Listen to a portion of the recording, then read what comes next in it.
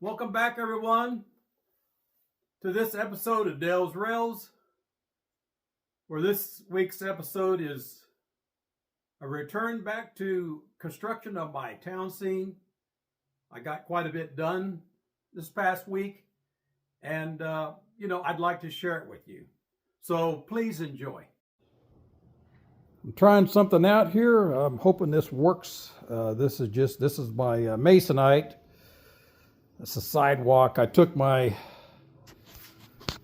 multi-tool here with a very dull blade, so it doesn't have very pronounced teeth on it.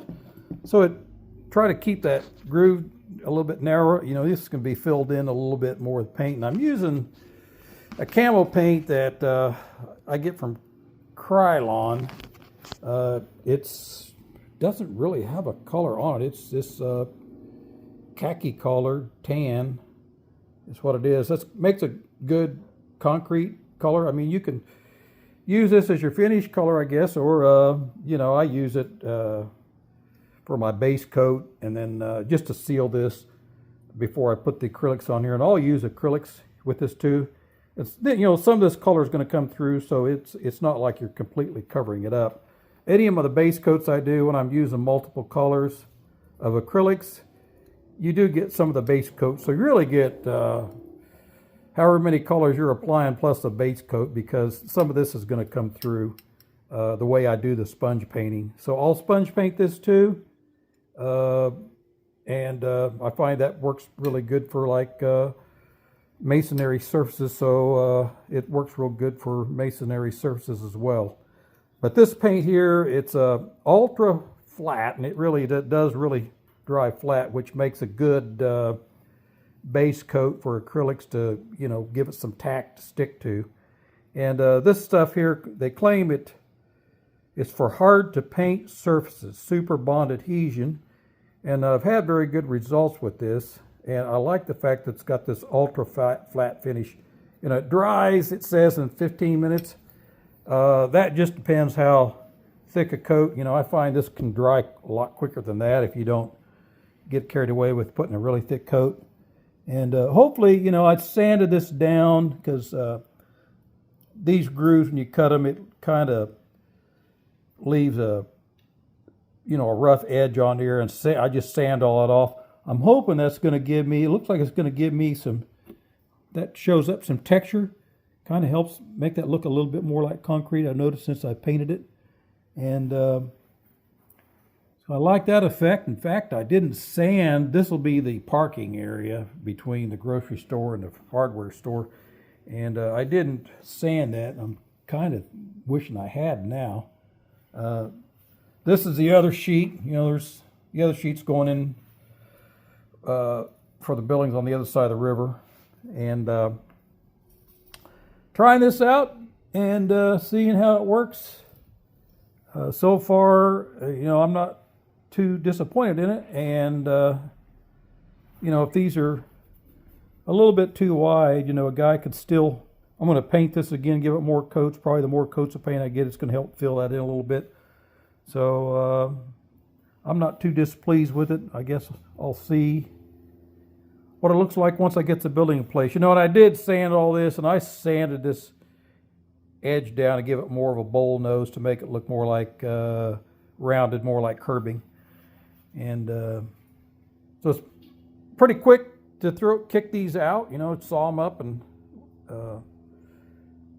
it does take a while to do this process. But I just used a square as a guide, and did all these cut lines just to make sure I had a good metal edge to use to cut against.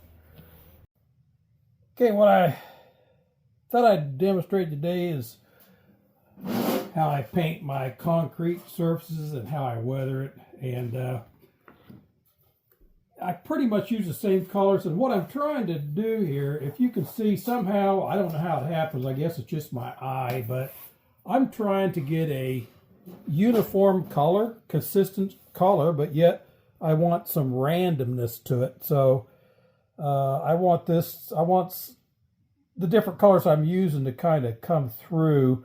I don't want it to be one solid color. But the way I'm painting here, it's going to be using multiple colors at once. You know, that's just the way I like to paint. I call it speed painting. And just a technique that is good for putting down paint quickly. And the colors I'm using are burnt umber. You know, I got a little burnt umber that I'm using here. Doesn't take much of that. And then the dominant colors are going to be the khaki tan that I use. And there'll be a little bit of that. You know, a little bit of this paint goes a long way too, by the way. And this is a zinc. It's more of the dark gray. And then I'm using this color here. I bought this also. I mean, all these paints are from Americana Deco Art. This is called Cobblestone, and it's kind of a gray khaki color.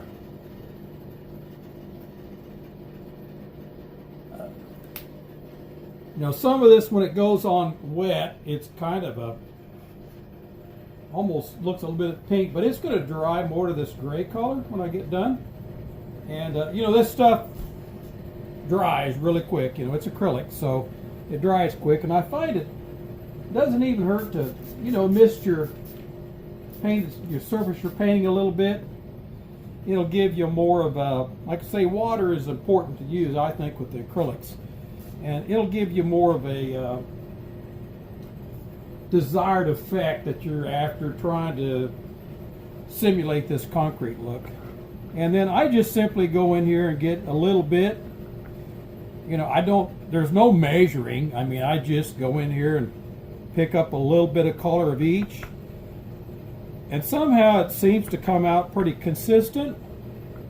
You can kind of tell by what the color is coming out on the palette here before you put it down. And I just keep going in and getting different colors. And right now I'm not really too overly concerned with the final look of because I like to pick up enough color with this sponge.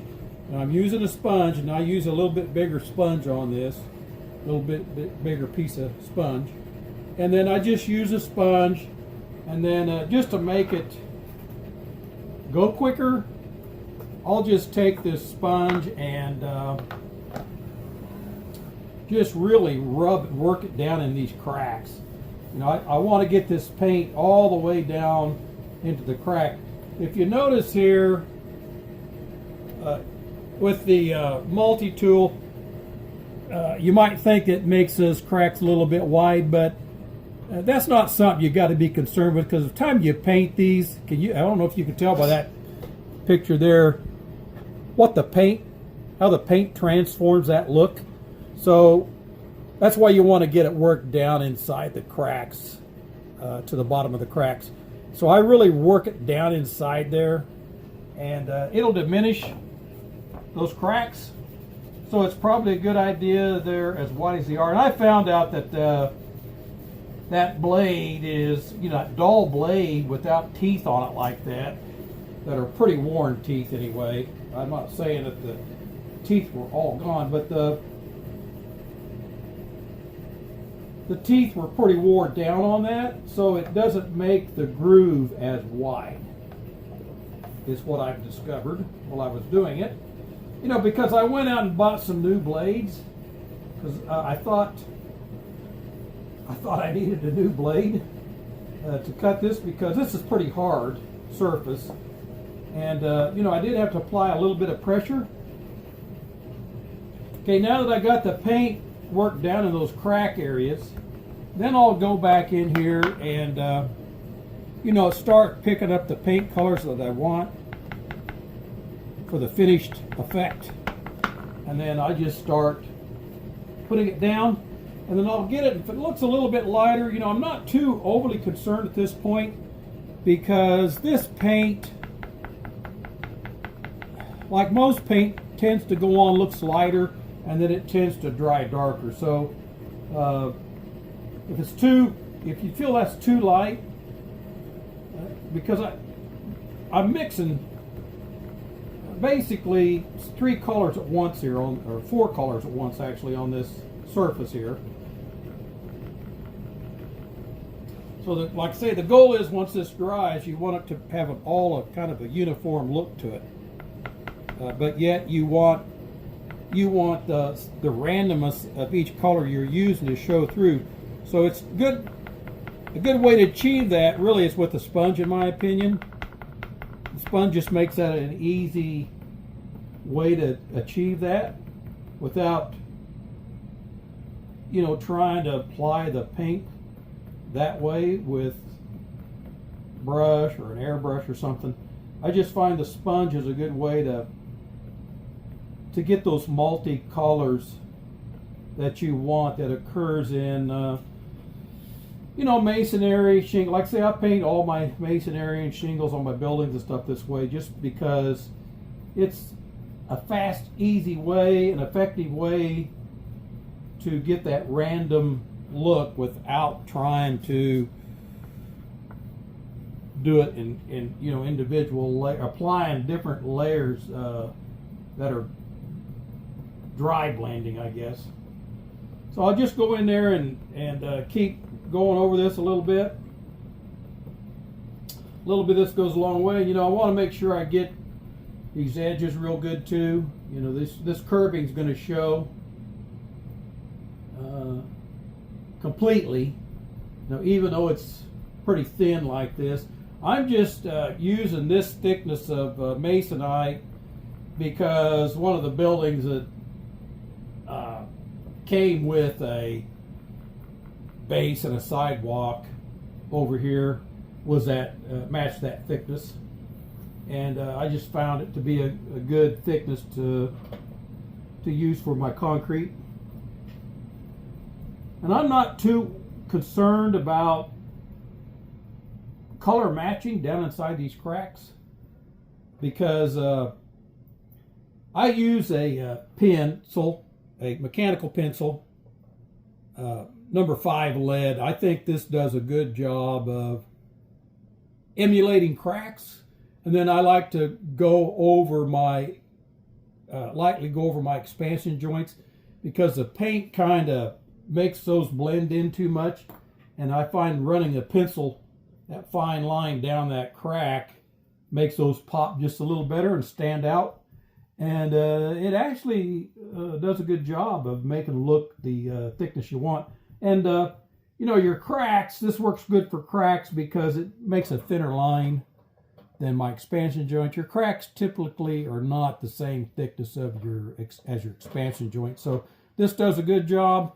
And then I find, putting the cracks down, and if I just take and rub my finger over it, it knocks it down even better.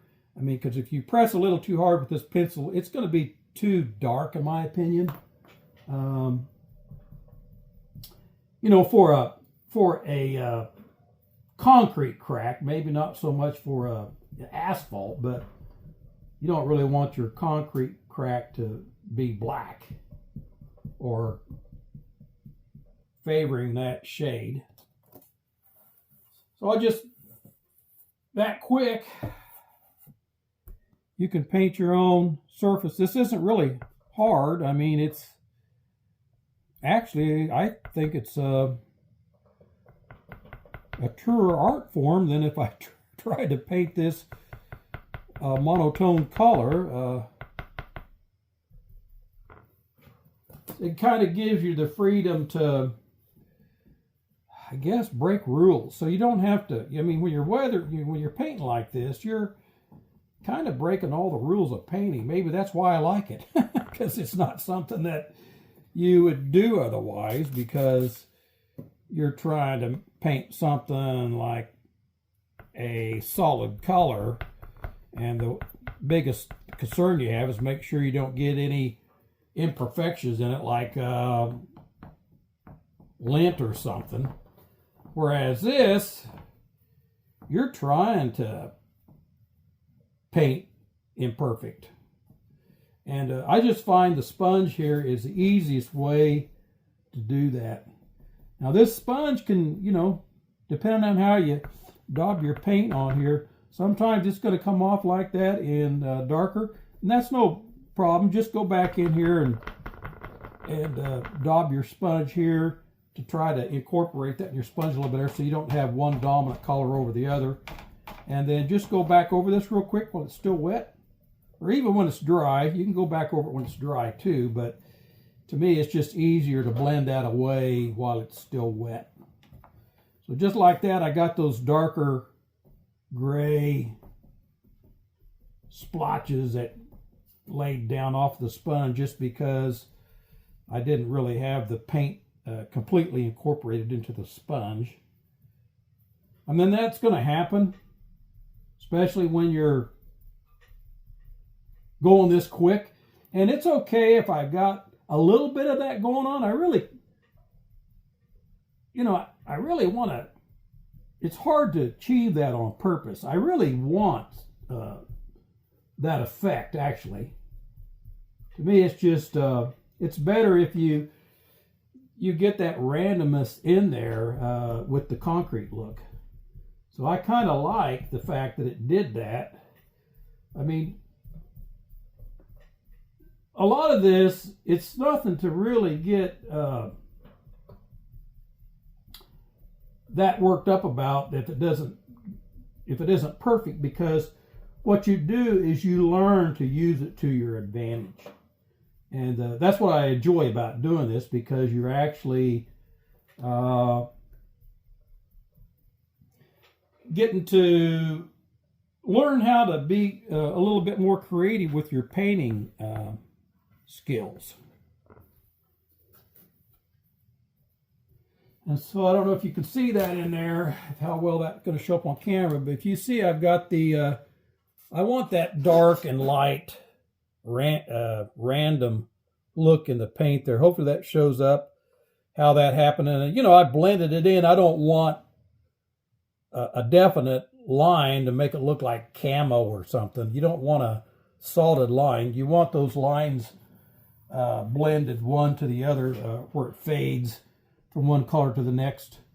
You don't want a definite outline there like you're painting camo paint or something, because then that would not be,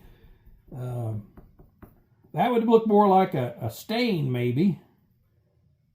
I mean, what's neat about painting like this is you get to learn a bunch of different ways to paint something. And there's another way to go in here and, add some further weathering, with the burn umber. You can kind of go around the edges of the building a little bit with a very watery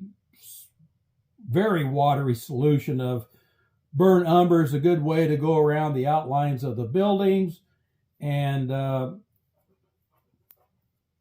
simulate like grime. I don't know that I need to do that, because when I do my cracks and in the concrete, I'll do the cracks and I take my finger and just lightly rub over those cracks. Sometimes you have to do that by ear also. Sometimes you have to rub easy, and sometimes you have to rub a little firmer. But when you do, it takes the graphite, I guess, and it works it into the surrounding paint of the sidewalk. So you kind of get a weathering effect by just the residual powder from the lead. So it's a lot of times you may not have to really go in and do much weathering if you put your crack lines in.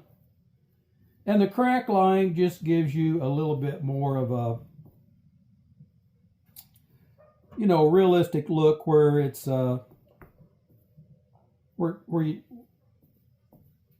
you're actually doing a weathering effect there with doing it that way, so that it doesn't look like your concrete was just poured.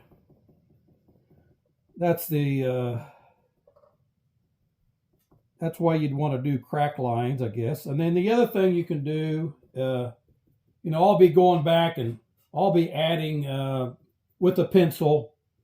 I didn't do, the lines I didn't do when I used the multi-tool was the expansion joints. So I'm going to go back and do my expansion joints, and they're kind of in between the buildings and stuff anyway, so they don't really show up all that much. But I think it's kind of important to include those because it just, it just adds to the overall finished effect. If you don't do it, in my opinion, it's just unfinished.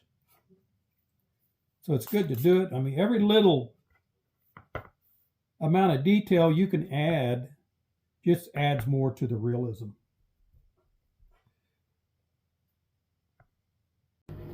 Okay, I'm going to try to do this with the camera in my way, and I'm just going to draw my expansion joints on here. I'm going to try that out and see how it works. I didn't cut those in with the multi-tool when I was doing this, and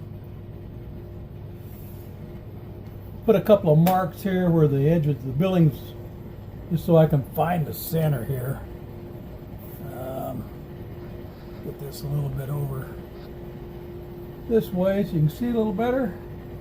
And looks like I had 9 inches. Is that right? Or 6? No, that's 6.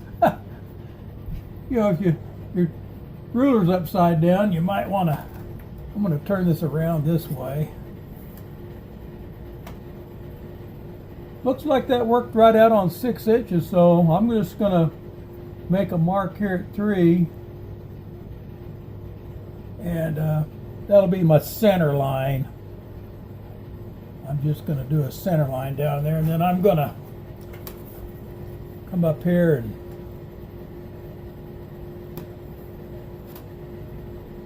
get this squared off here like that, just so I have a reference. And then I'll just do another 3 inches from here.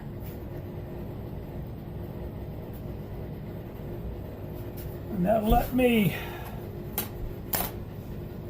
So this pencil line will be my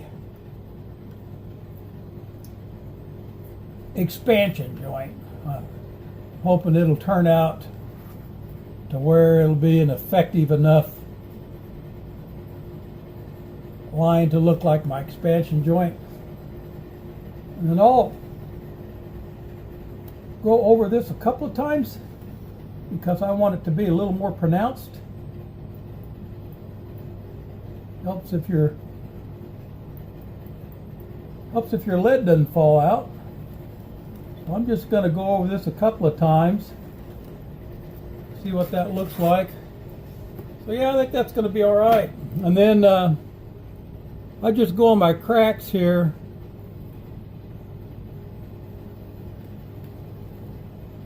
Make them show up just a little better with the pencil line. Also,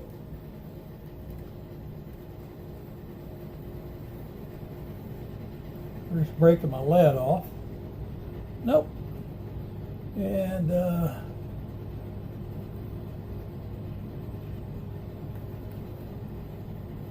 this just helps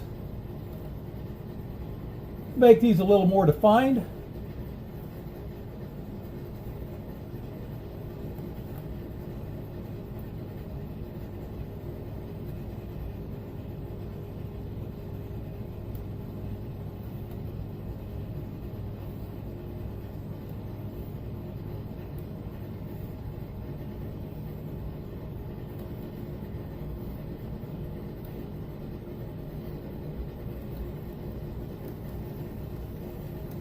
Back down that. Those don't really show up that well. And then I'll just take here. It's probably going to be too much. Just call it 8 inches. So 4.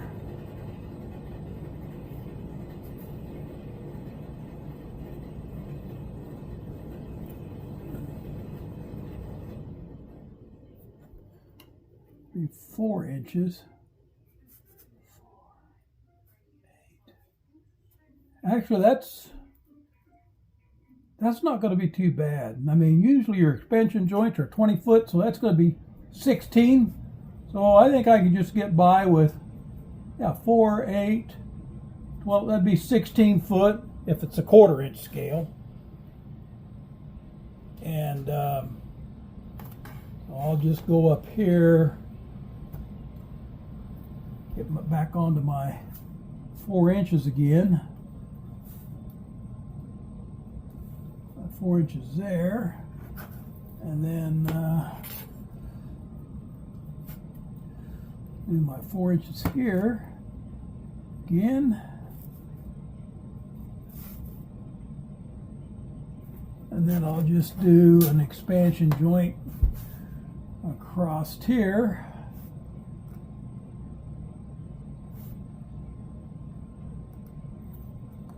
Try this.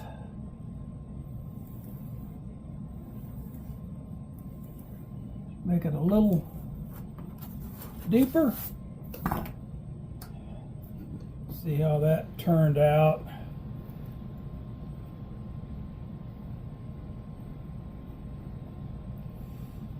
That building. There's this building. So I think that's going to work out fine. Yeah. That'll be a good enough expansion joint.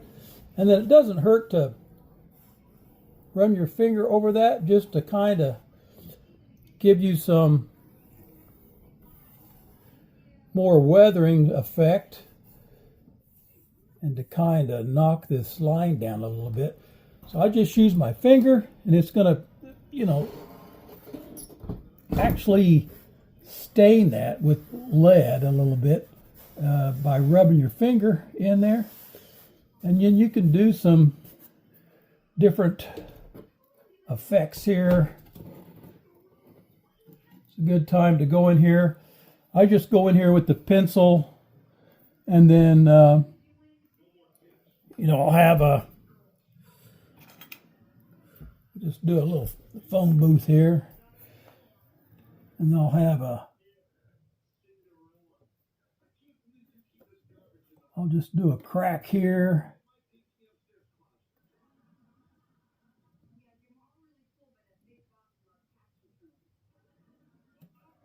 There's that crack, and then it doesn't hurt to, I rub my fingers over those two just to knock that down. And it's going to give you some smudging, which is okay because it will kind of make the concrete look a little lower. Close to that where it's got to shift, and I'll do a crack from a little horse here if I can get me some lead out.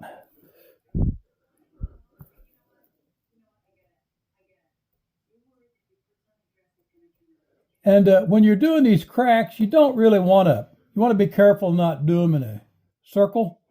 The cracks don't really break in a circle. They can break in a direction, but you need to have an abrupt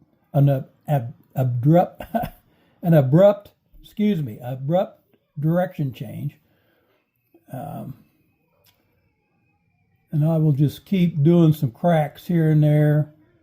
I find it best if you don't do a whole lot of, spiders like this off of there too. So I'll just continue to do some cracking here and there. If you can see that subtle color variation in there, that's what I'm trying to replicate. I'm trying to replicate more aged concrete. I even painted this in here to match, and then also this island,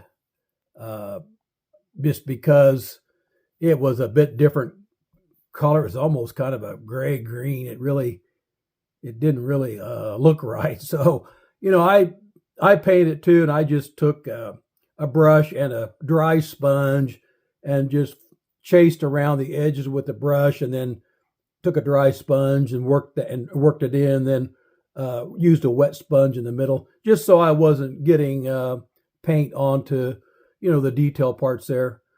So this is how much I got done this week.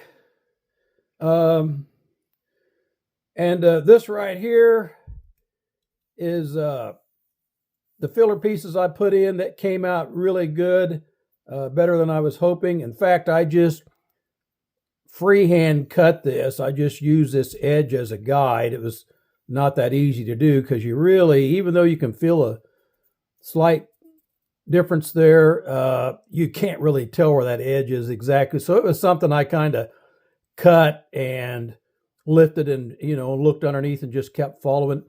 And it turned out this is cut a lot more irregular than it looks here, but it seems really good. So, that worked out good. And then I took and cut these pieces here. This is just a filler piece here.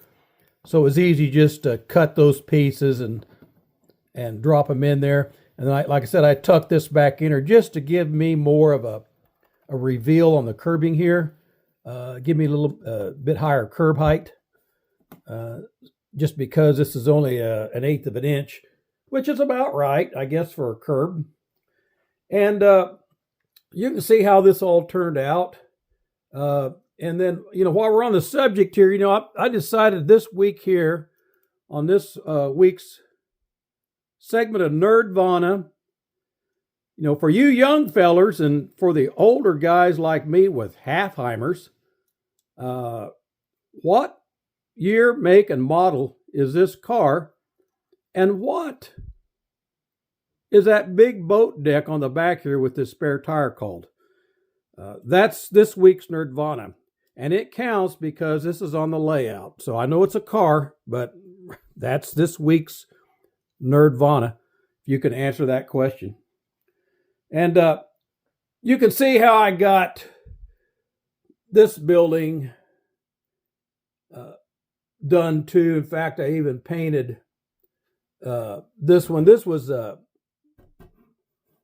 had its own plastic base, and I'm just using it and butting it in there with it.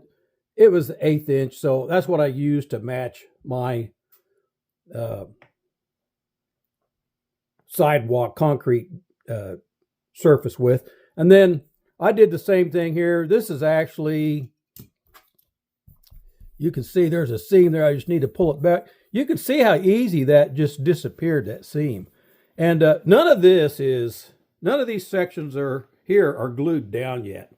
And so when I glue this in, this is probably gonna, I know this is gonna end up being seamed a lot better than what it is. But just laying in there, it already seems really well, just pulling that in there.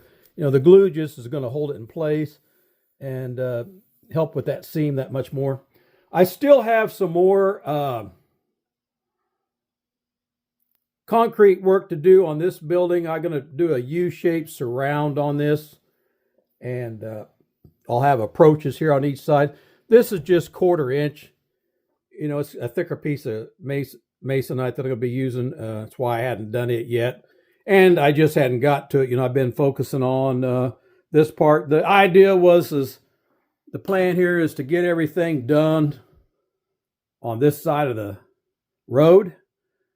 Just so, I can start filling in on this side and getting that done next. Just so that I'm not reaching over finished area all the time. I still got to put in something back here yet. Haven't really decided yet what that's going to be. My thoughts back there, I wanted to put in some type of a bait store, maybe do a boating scene or something like that, fishing.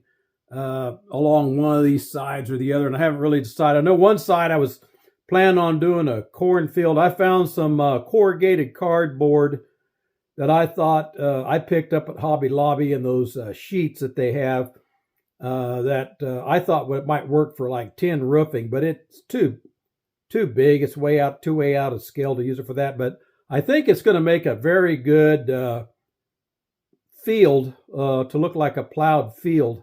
And so the plan here, I've had it all along, is to do some type of corn. This is a Kansas scene, so I'm trying to keep it, things that we have in Kansas: wheat, corn, oil. That's why I have the items that I have, it's not so much just because they just so happen to make that stuff. It's just that uh, that's how I'm modeling my layout. So that's what I've got done so far for this week. I do have another video I will be coming out with that shows you how I did the mats. Well, here's the view of the almost finished scene. You know, I got a little bit ahead of myself perhaps, but you know, I wanted to see what the overall finished scene was going to be. I mean, I'm close enough now that I can almost taste it. So this is a good representation of what it's going to look like when it's complete. Yeah, there's some more scenery elements I got to do, more greenery, you know, more turf area, grass, static grass I'm going to do here and there, and then trees. So there is a little bit of that. You know, I've got to paint and ballast my track yet. So in that regards, I got a little ahead of myself doing the greenery. But that greenery, that's what's nice about it. The mats, I can pull those out real easy and just drop them back in. So it's not a big deal for me to do that. So it's not really going to set me back like pulling up the road did. So I just like this look a lot better. I'm glad I flip-flopped those buildings. You know, it wasn't even something I was thinking about doing when I had the tornado hit the town to completely rebuild the town in a different layout like that. But, you know, this is a spot where most of the people stand when they come in. They like to stand here at the door and look anyway. And this is just going to open this up more through here now. And it doesn't, you know, the angle I'm at, there's just a small little corner that's kind of blocking off, and I'll still be able to see trains coming out of that tunnel portal.